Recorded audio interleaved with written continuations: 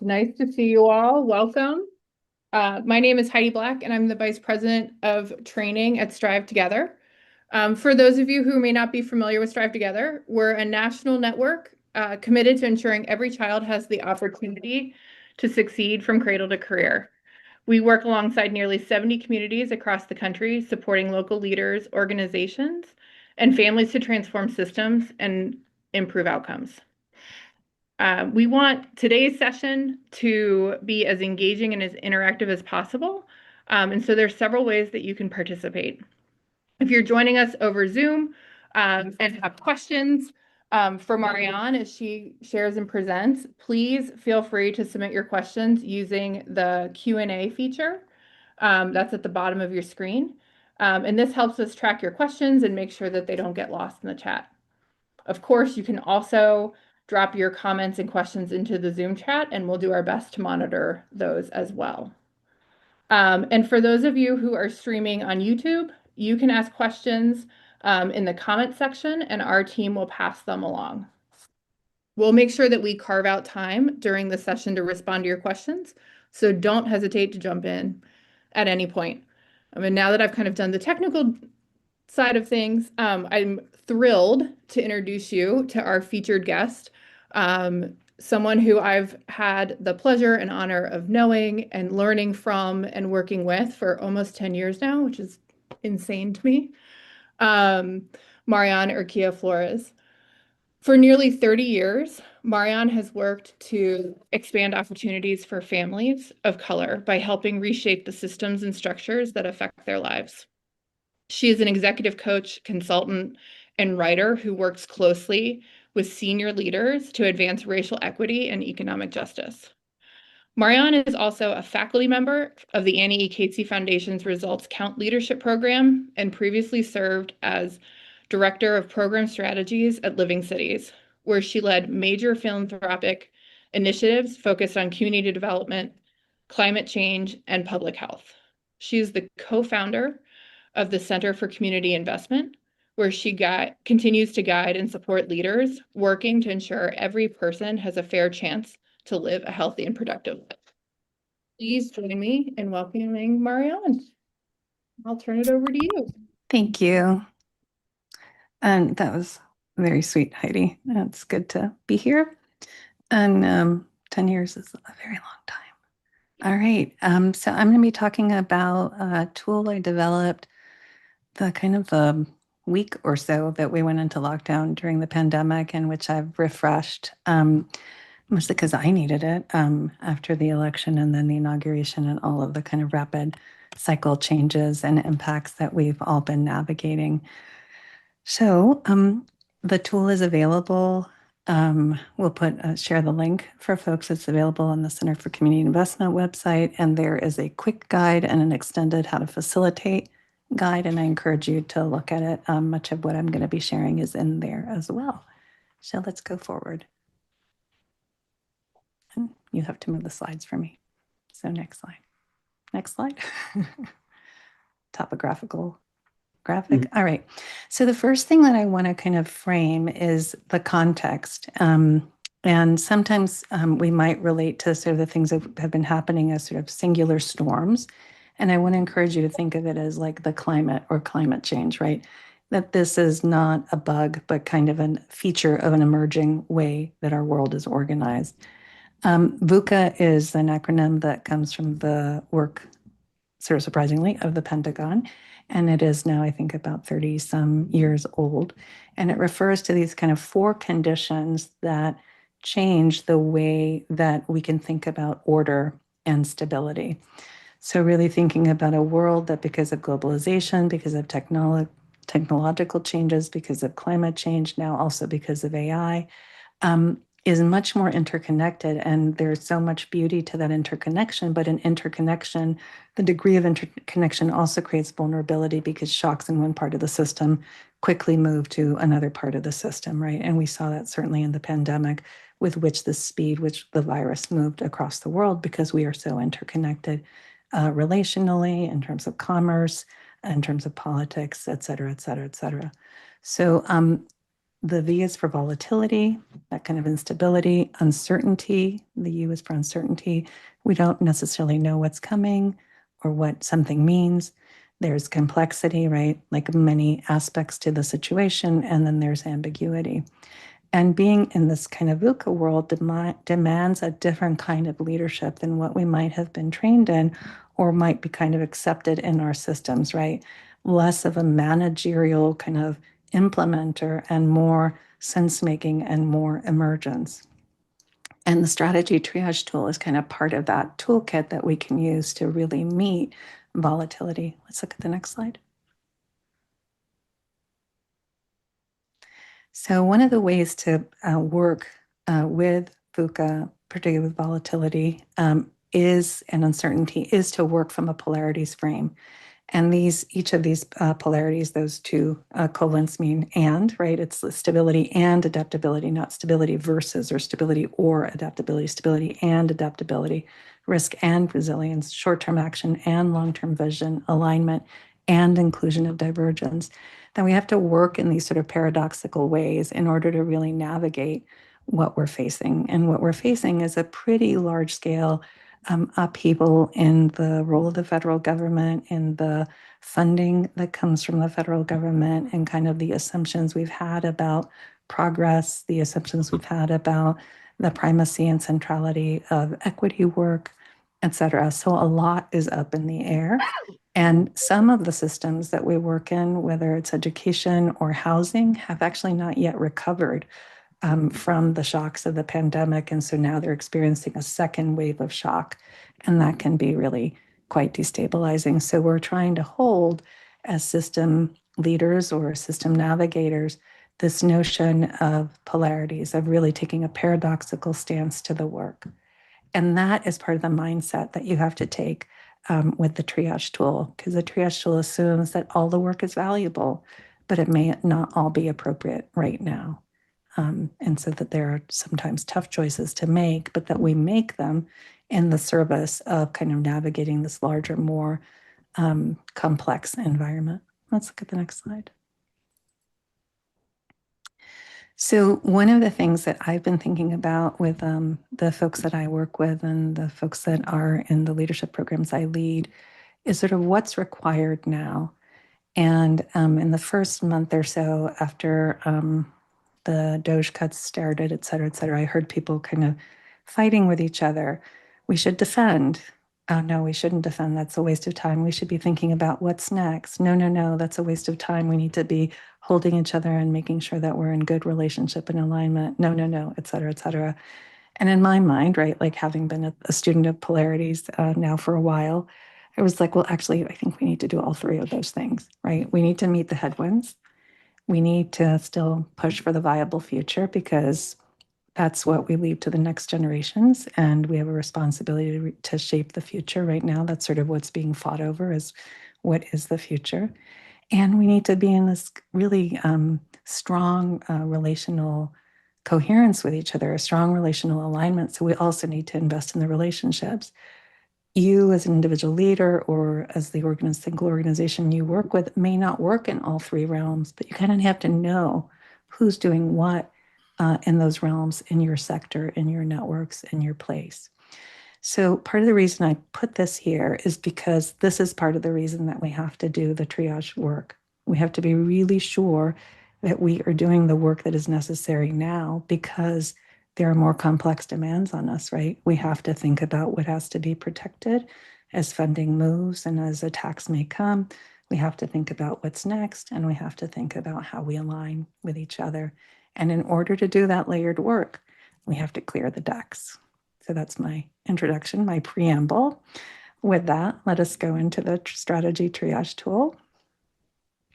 Oh, yes, and the last piece here is, just going back one second, is that we actually don't know the ratio in which we need those different things, the defend, the build, and the align. And so we kind of start out and see what's needed. The ratio itself is emergent. Thank you. Sorry for whoever's moving the slides to make you have to go back.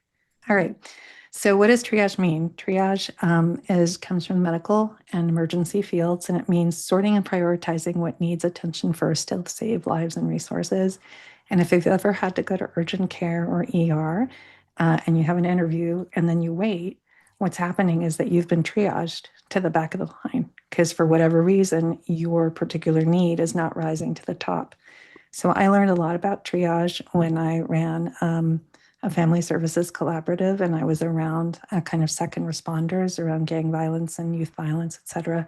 And this practice of triage was kind of fascinating to me because it meant that people were prioritizing all the time. So they were looking at the sequence in which they were going to do their work over and over again as the conditions changed. And I really kind of learned that as a discipline in the 12 years that I worked in that world. And when the pandemic happened, I was in a conversation with an executive team I was coaching, and they were kind of freaking out. What are we going to do? How are we going to figure out what we're going to do? And I said, well, here's how I do it. And then I just wrote down what you'll see in a minute. And then we started using it, and then they really loved it, and we typed it up, and then I shared it with other people, and it became like this viral thing. I was actually really surprised because it seemed very obvious to me, but I had spent a dozen years kind of training in triage, so that's why it seemed obvious to me. So here, let's go to the next little animation. Um, Strategy triage, I'm using it to describe the focused and disciplined process of assessing our work, determining what must continue, what must pause, and what needs to be let go of to meet the moment with clarity and impact. And I think of this as very kind of important, almost like secret work, to really look at our resources and be the best stewards of our resources, of our time, our money, our buildings, et cetera, to meet the moment. Let's go to the next slide.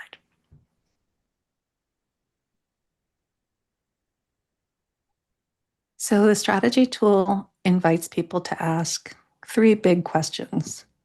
What is shifting and what assumptions no longer hold as a result of those shifts? What needs to emerge and what must we honor and let go of?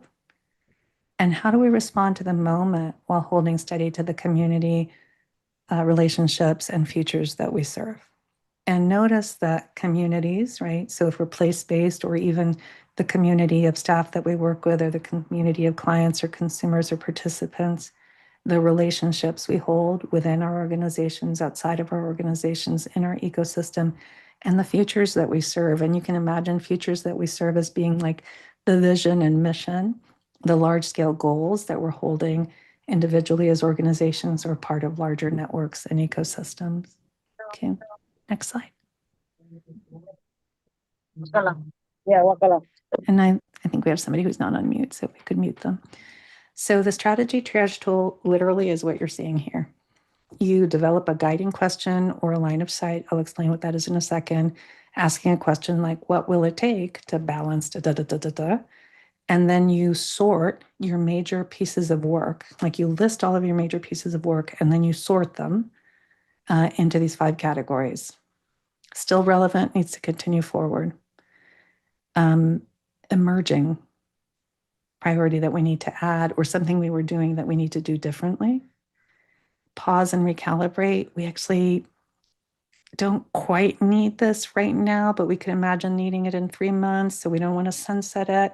Or it's good, but it's not fit for purpose right now. We have to change it. For example, in-person, during the pandemic, in-person programming had to go remote. We had to figure out how to do it. It went in the pause and recalibrate. Unknown status or approach. We actually don't know if this is going to be possible. We don't know if the funding is going to go away. We don't know if this will be a permissible use under new guidelines from the state or from the feds. So there it goes, an unknown.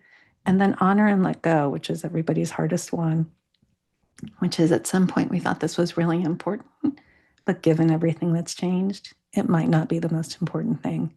And we need to honor and let go of it. I was working with a client last month, and she told me that they had used the triage tool, and that when it came to the honor and let go, they did this like little ceremony for the honor and let go.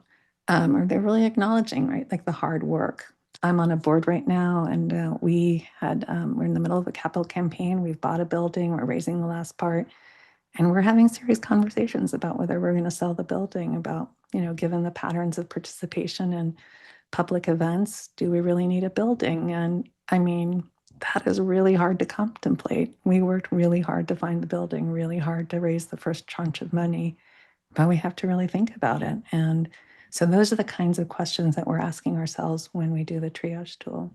Let's go next. So one of the things I want to say is that loss will happen. One of the things I've noticed when people use this or they write to me about using this is that they think like, oh, if we organize it, then we won't have to let go of anything. If to meet the moment, which requires more complexity and flexibility, at the very least, you need to create buffer.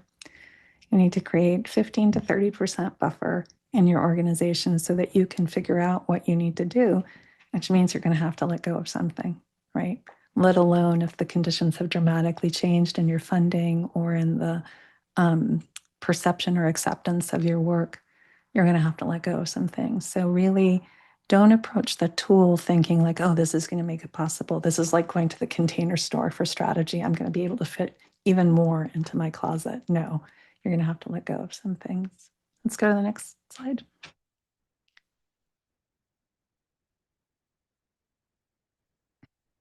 Okay, so you saw in the triage tool, the first thing you do is define the guiding question or the line of sight. So guiding question is pretty obvious. That's sort of what is going to guide us. It's like the inquiry that we're focusing on. Line of sight is your idea about the future that you're aiming for, and you're asking, how might we get to that future?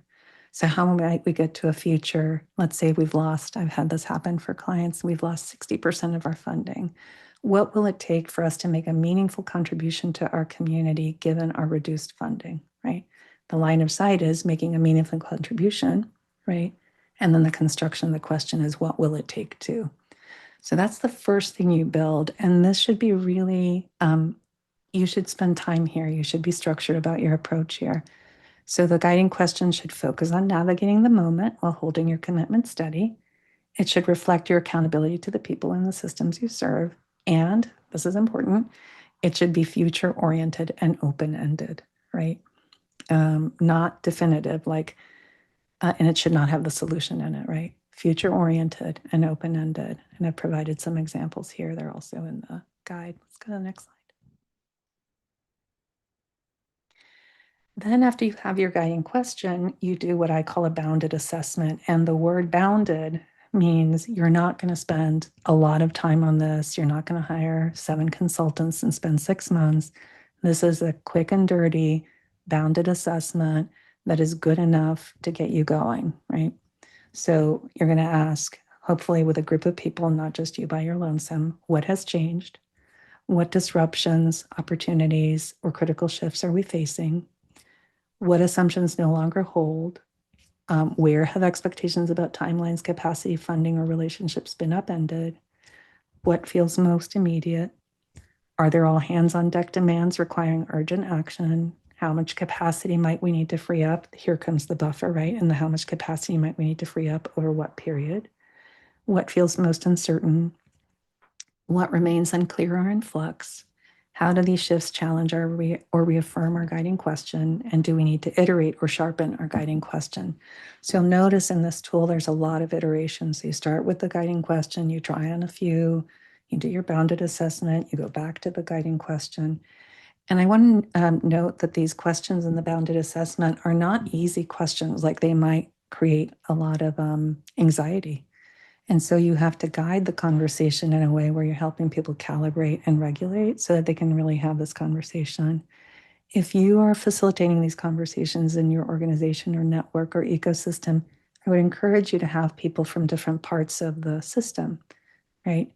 You wouldn't want to just have the program folks having a conversation. You would want the finance people and the ops people to be in that conversation too.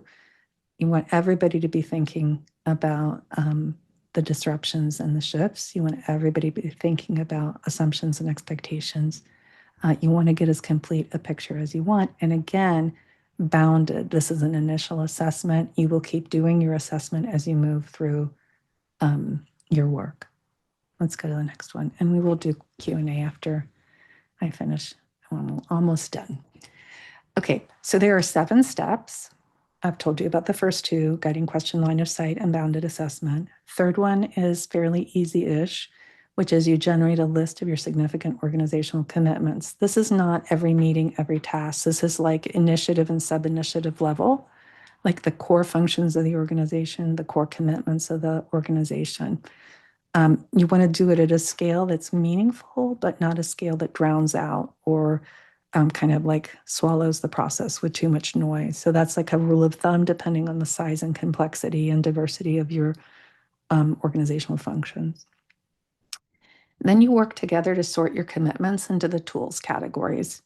If you are the executive leader of the organization, I would encourage you to do this once by yourself so that you can tolerate what's going to come up, so that you can then be with a group to actually do it. So you might do it by yourself and then you throw it away. You've just done it, your body knows how to do it, and then you go into it with the rest of the group, and you're not going to freak out and shut the process down. You're going to be able to support people to do difficult conversations. So the goal here is to have a group do the sorting. So it's meaningful and it's kind of has ground truth to it. Once you've done the sorting into the categories, right? Is it going away? Is it pausing? Are we letting it go? Is it unknown? Is it new? Is it ongoing? Right? Then you reground yourselves. You go back to look at the guiding question and the line of sight and the bounded assessment. And then you ask, do our decisions align with the commitments we named in our guiding question? Have we held space for both immediate needs and long-term purpose? What adjustments, if any, are needed to honor these commitments? And then you refine as needed. Once you're sort of good enough, and I want to really stress that, good enough on the sorting, it's not going to be perfect. It's not going to be 100% consensus. It's going to be good enough. Then you discuss and agree how you will implement your decisions. And then, because you're going to use the tool iteratively, you're going to set either a trigger, meaning like if we get word that the funding has been reinstated, or if we get word that the funding has been cut, or if we lose the building, whatever the trigger is, or a specific date, we're going to come back on August 1st to review and refine the triage tool, or both. You might have a trigger and a date. And it's really important to use the tool iteratively, but it's also really important to signal that you're going to use the tool iteratively so people can tolerate some of the decisions. People are more likely to tolerate being put in their work, their like life's work being put in pause or unknown if they know when you're going to come back and revisit. That makes it easier to take in. So really emphasizing that you should do that. Let's go on to the next. All right, so I'm just going to go over some kind of things to keep in mind for each category. And then I think we'll talk about mistakes, and then that might be it. And then we'll go to questions. So under still relevant and continues forward, these are priorities that remained aligned with your purpose and are feasible given current conditions. And I want to emphasize feasible given current conditions. And feasible doesn't just mean we have the money. Feasible means like the political and policy climate is friendly enough that we can do the thing. We feel safe doing this. We don't think it's going to create high risk for our organization. So you're really thinking about feasibility. I have seen people who have 95% of their work here, and I'm kind of always suspicious of that because with big shocks and big changes, it's very unlikely that that's actually true. So really pushing so that you don't end up with everything here. The emerging priorities or adaptive shifts are new or newly prioritized efforts emerging in response to current conditions or opportunities. I'm working with an organization that has maybe 5% of their budget is shared work or multi-issue work. And now they're thinking, no, that needs to be 30, 40% of our work, given how many things are changing and how fast things are changing. So that work is going to come from the sidelines to more center stage. That might happen for you. It might also happen in the opposite direction. Pause and recalibrate. We might not be able to do this right now, or we have to pause it because we have to make space for emerging priorities. When I think about disaster response, which is a great place to use the strategy triage tool, this is where you have to go because you're having to create so much buffer and you're putting a lot of things in pause and recalibrate. Then unknown status or approach. This is, we need more data. Too much is in flux to know. And these are priorities where the way forward is just not known. And so we're putting it here kind of in a basket to come back and look at as things get clearer for us or as we have more information. And then finally, honor and let go. These priorities no longer make sense or are impossible given current conditions, right? Really important to work all 5 of these dimensions to notice where your team or where you prefer to go, and kind of really inquire, like, what's leading us to have everything and still relevant? Is there really nothing that's unknown for us? Is there really nothing that we want to let go of or need to let go of? And coming back again and again to the question, coming back to the bounded assessment, coming back to the buffer you want to create so that you're really being as true to your own intuitions and understanding as you can be. And knowing that the human kind of condition will lead people to want to hold to what is and what they know and what they already thought was important. So you're kind of working against the tide here as you're moving. Let's go to the next slide. So things to watch out for: avoidance, ignoring or delaying decisions. Those are people's favorite. Overcommitment, we can do it all. We don't need any buffer. We can add 5 more things, 4 more FTE equivalents, not hire another person and do it. We can search forever. Rigidity, we already have those plans. We already announced. We have to. And then indecision, getting stuck in the unknowns. There's going to be a lot of kind of intuitive leaps that you take when you do this. And just try and kind of give yourself a chance to check out what happens as you make these sort of small experiments and small decisions. Let's go to the next one. I think that might be it. That is it. So let's go ahead and take questions. And why don't you put the slide that had the triage tool up so we can refer to it? And then let's take questions. Can somebody feed me questions? Yep, I'm gonna feed you some questions. Awesome. So Heather asked, I'm curious if this triage tool is best used with an organization or rather with the steering committee of the organization or both. Oh, it depends on how large your organization is, I think. How would I say this? I don't think it's set up to be like a large scale tool, like 70 people doing future search kind of a thing. But I could imagine that you could test out the bounded assessment with a large group and then ratify the guiding question and then authorize a set of people to go do a first cut and kind of socialize the triage tool in the organization is probably how I would use it. It's not really designed for a large scale group. I have other things that I've designed for, 70 to 100 people. This is not one of those because it would be incredibly hard to do all the sorting. If your organization is 10 to 12 people and you have a fairly flat organization and you know each other's work well, it might be worth it to do a full organization. I think you have to kind of use a rule of thumb. The big piece, though, is that you will have to make, if you have a small group, right, a steering committee or a board or an executive team, you're going to have to come back and make your thinking visible to people. And you're going to have to really help people understand the decisions you've made so that it doesn't feel like it's coming from on high or arbitrary. And you can layer in consultation, right? So that a department head or a committee head could come in with a set of proposals of how they would take their work and distribute it. And they've consulted with their team. And so you're like layering up to a kind of team of teams approach would be the way to think about it. Yeah, so if you're pretty small, less than 10 people, and you have pretty good relationships with each other and everybody's pretty well kind of wired and calm, then do it with the town. Yeah. Awesome. Next question.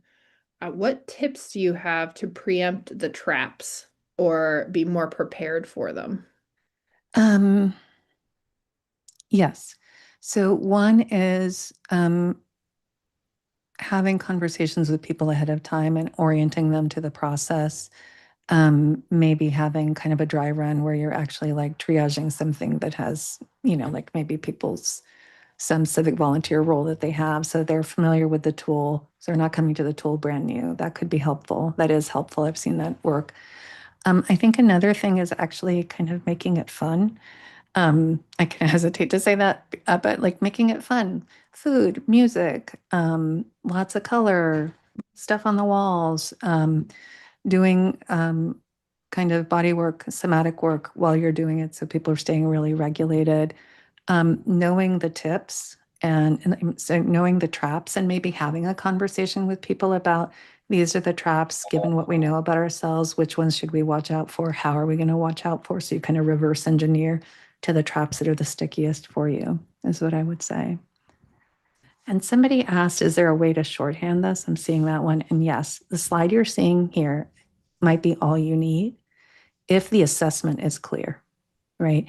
If you have a management team, I have a client I work with where the management team has just been so good around scenario planning and tracking, I would have no problem like popping this on an agenda without a lot of prep for them and just going for it, because they're aligned enough in that they already have a line of sight against which they are triaging.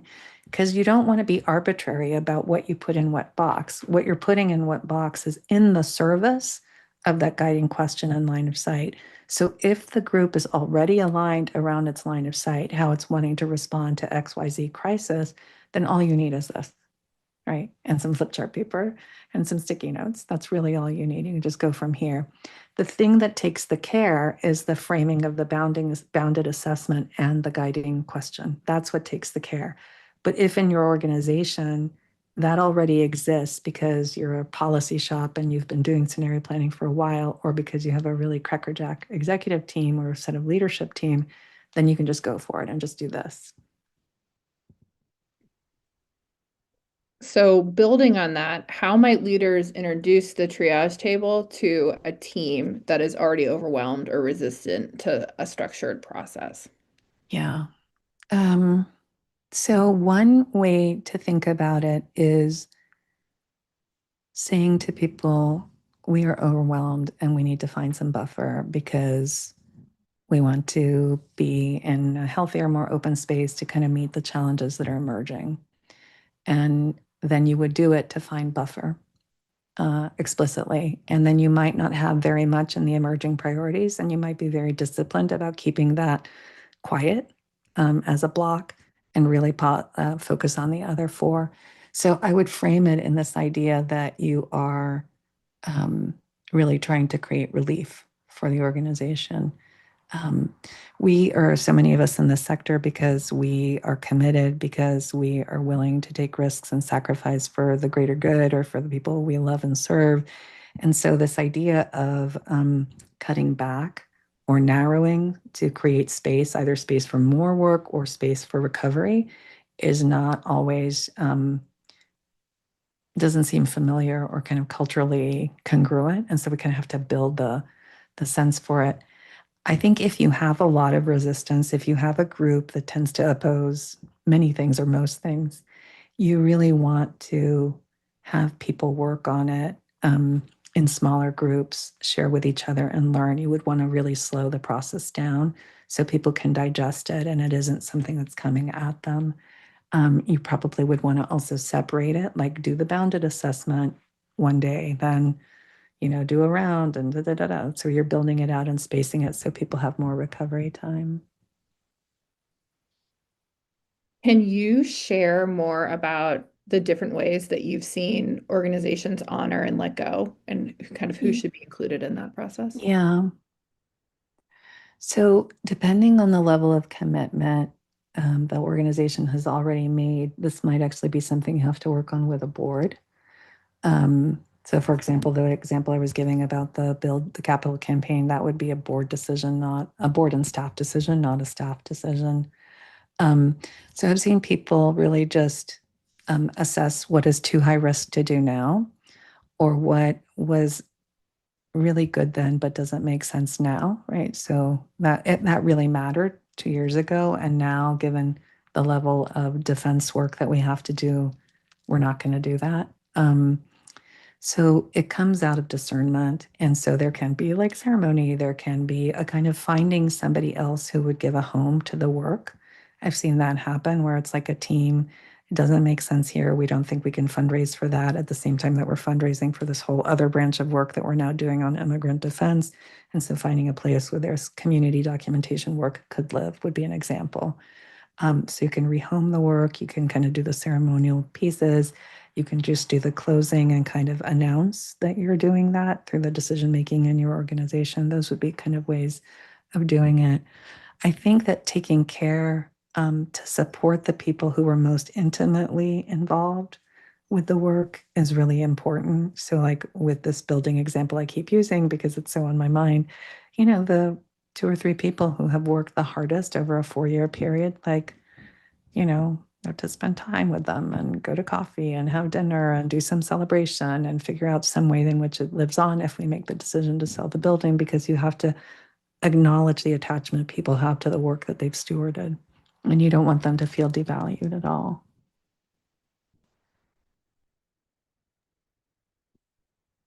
Do you have any other kind of more like real life examples of how this assessment and tool has been used that would give Yeah. visual learners additional guidance? Yeah, there's actually a sample tool in the guide, in the extended guide, but I'll give you an example. So I've seen foundations use this at the portfolio level, right? That can raise all of us who fundraise kind of like can make us a little anxious to hear, but I've seen funders use this at the portfolio level.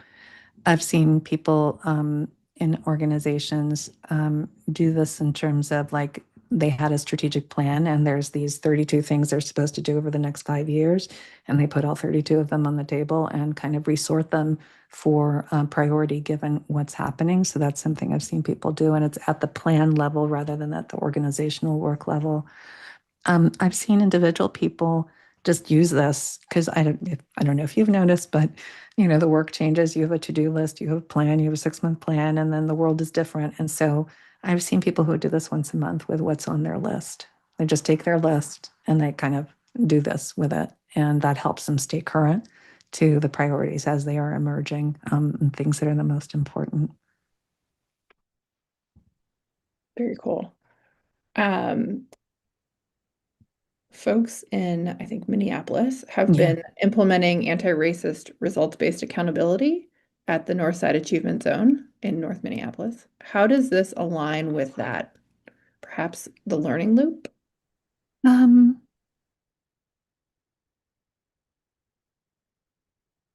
so that's a really interesting question. So in a way, when you're using results-based accountability, right, you're setting a set of results and you're setting a set of indicators and strategies and tactics, right? And you've got your performance measure, blah, blah, blah, that you're working on. So one way to think about it would be to think about it you could go all the way up to the factor level. So these were factors that we considered to be really critical. So for example, I'm working with somebody with a large institution, and polarization was not a key factor that they were prioritizing, but now it is a key factor that they're prioritizing and they want to build programming around it, right? So you could think about of the factors that we are targeting with our strategies, are all these factors actually still relevant? And are there new factors that we would have to really pay attention to? So for example, working on affordable housing in the state of California, I just helped lead a summit, policy summit a few weeks ago. And the question of how to protect immigrants in the context of affordable housing and mission-based developers was not front and center. It was sort of in the margin, but it was not front and center.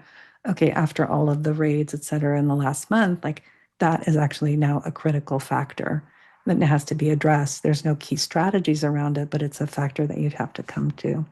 So I would say yes to the learning loop, but you could also take it up to re-examining the assumptions, the key factors as places of action. So we have someone who's joining us from Florida. He says, send help, LOL. How can this tool or others be used to mediate conversations, such as surrounding DEI, which is legally gray here now, about what we should be doing versus what we may not be legally allowed to do at this time? Absolutely.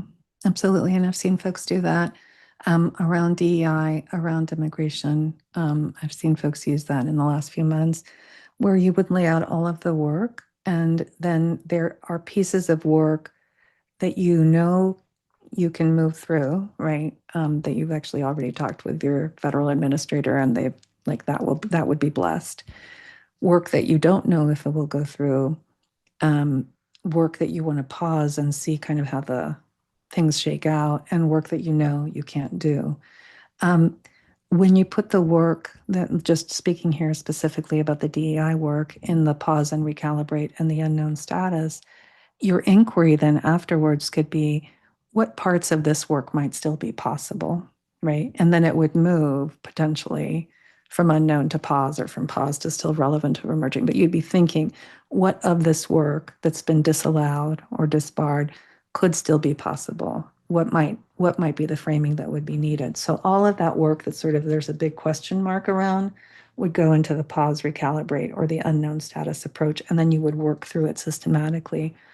The work is off the table, right? It's you've people on the federal side have said to you that will never get through, that has to move, or we can't go forward with you. And you've made the kind of ethical principled decision to like abide by that. That would be in the honor and let go. And sending you lots of love to Florida and also to Minneapolis. Wondering if you can provide some examples of strong guiding questions and Mm. and to talk through kind of how do you choose just one if you feel that there might be more than one? Yeah, of course, there's more than one. There's like 942. There's always going to be more than one. You're just choosing one that's good enough and resonant, and you're using one that kind of goes to the heart of the hard choices, the hard conflict that you want to kind of wrangle with. Um, so I think the very basic um, question that you could use, this is the evergreen question, is what will it take to meet our commitments and uphold our larger vision while responding to the current moment? Like some version of that could be evergreen. The key is that you have a shared analysis of the current moment and of the commitments you've made, right? Like it can't just be empty words. But the basic kind of shape of the question here is, we thought we were going to do X. The world has changed in this way. What are we going to do now? I mean, that's the basic frame. You're going to put different language around it, but that's the basic frame, is like, we were driving along, boom, now what? How do we move forward? That's the basic inquiry you're doing, and you're going to come up with different kinds of language to get to it, but that's the basic frame of the question. And don't overlabor the question. I mean, it just needs to be enough to keep people focused on like, right, we need to reconcile these two things, right? That's the kind of power of the question. So important and sometimes so hard to choose which of the 942 are you going to answer. Yeah.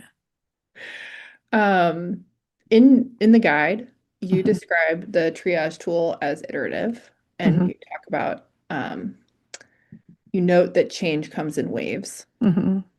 What recommendations or supports do you suggest for helping people to navigate and adapt to the changes that emerge through the use of this tool? Um, so one, I think you have to do the really like the honest change work for people who lost ground, might have lost status, might have lost resources in the reshuffling. Um, because, sort of as we learn from adaptive leadership, there will be losses, right? There's going to be losses. You can't protect from the losses, but you can really be kind and offer people the dignity that they need and deserve through those changes. So that's one. The other is that you're careful about implementation and that you report back to people so this process doesn't disappear in a black box and people feel like it's being done to them, because that can be really not healthy or happy. I think a third thing is that you actually look again at the bounded assessment. If it's a rapid change situation like in a disaster, you're looking at that bounded assessment probably every few weeks, every month or so, for a good long while. If you're in a less kind of upheaval-y kind of a setting, you might be looking at it quarterly. But you're really looking at it honestly, like, is the guiding question still holding? Do we want to refine our bounded assessment? Let's take a look at any new work that we took on. Let's look at work. Let's look at those pauses. Any of those ready to come off? Let's look at those unknowns, any of them to come off. You want it to be a working tool. The only way people will tolerate having their work put in unknown and pause is if they know you're going to come back to it. I think I already said that, but I could say it 72 more times. That's what builds the trust sufficiently. Yeah, it sounds like the role of trust is incredibly important. Yeah. This. Yeah. Awesome. That is all of the questions that we had. I love it. I love it. I'll just say a couple more things and then we can let people go. But it's not an easy time right now. And people are speaking about this time as sort of like historic in the life of this country. And so being really kind of gentle with yourselves as you do this work and as you try to figure out what's next. If the rug has gotten pulled out from under you, if you are, for example, an AmeriCorps driven organization, right? And AmeriCorps is almost gone. There's big change underfoot. It does not mean that you have to close. It might mean that you have to close or merge, but it doesn't necessarily have to mean you can go back to first principles. What are we here to do? Sometimes our identity as programs or organizations gets really tied up with a particular program or a particular funding flow or a particular initiative. And then when that's over, it's like, who are we? So lovely to see NAS still moving, right? Like Promise Zone is not going, but NAS is still going, right? So that may be possible for your organization. Like, what are you here to do? And what do you know and what do you have to bring to the community, to the network, to the ecosystem you're a part of, and how can you best deliver that? So think about the triage tool not like as punishment, which I know sometimes staff do. Like, oh no, here we go. So don't look at it as punishment. Look at it as an opportunity to be clear-eyed about priorities and to make space for what is needed.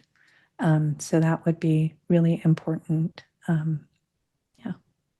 Anything else, Heidi, from you? No, I think you're dead on just the framing and how important that is. So, do you want to answer this question? That would be great if people wanted to do that.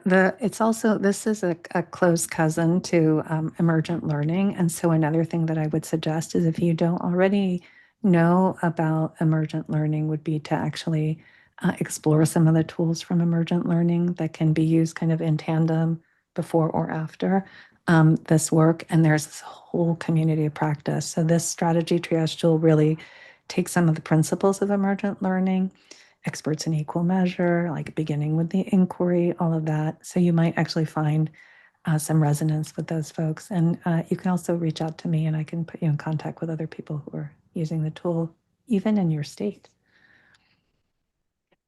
Thank you.